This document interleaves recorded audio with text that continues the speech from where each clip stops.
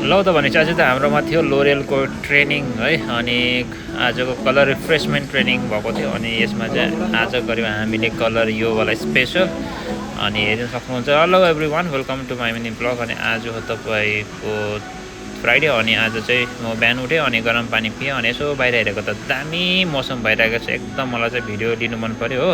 अनि गरम पानी पिँदै म चाहिँ बाहिरको यसो बिहान 7 बजीको मर्निङ है उठेर चाहिँ मजाले अब जिमको लागि प्री वर्कआउट खाएर क्रेटिन खाएर चाहिँ म लागेँ जिम। अनि आज मेरो सोल्डर वर्कआउट जस्तो मैले सोल्डर वर्कआउट गरिसकेपछि गएँ रुममा मैले फेरि खानु पर्थ्यो पोस्ट वर्कआउट मिल जो थियो मेरो प्रोटिन है। अनि प्रोटिन जस्तै मैले खाएँ, त्यसको बादमा मैले अलिकति अन्डा अनि अलिकति भात, आज चाहिँ रोटी थिएन अनि राइस खाइदिएँ। अनि त्यस्तै म हुन थालेँ रेडी ड्युटीको लागि, किनभने आज हाम्रोमा थियो कलर रिफ्रेस ट्रेनिङ। अनि बाहिर मौसम फेरि एकदम आज अँधेरो भएको थियो। त्यस्तै म पुगेँ सलुन अनि यहाँ चाहिँ हाम्रो ट्रेनिङ चाहिँ स्टार्ट भइसकेको थियो। अनि यता साथी चाहिँ हाम्रो एकदम नेपाली हुनुहुँदो रहेछ है, अन्त एकदम राम्रो लाग्यो साथीलाई भेटेर। अनि ट्रेनर हाम्रो चाहिँ लोरियलबाट आएको थियो अनि कलर सलर भएर चाहिँ एकदम हाम्रो चाहिँ अब ग्लो ड्राई चलिरहेको थिएन। आजको चाहिँ कलर रिफ्रेस ग्लोबल अनि हेर्नु सक्नुहुन्छ तपाईँले कस्तो मजाको है आजको ग्लोबल कलर चाहिँ एकदम टर्नआउट राम्रो आयो। अनि एकदम मलाई चाहिँ यो साह्रै मन पऱ्यो, मौगनी विथ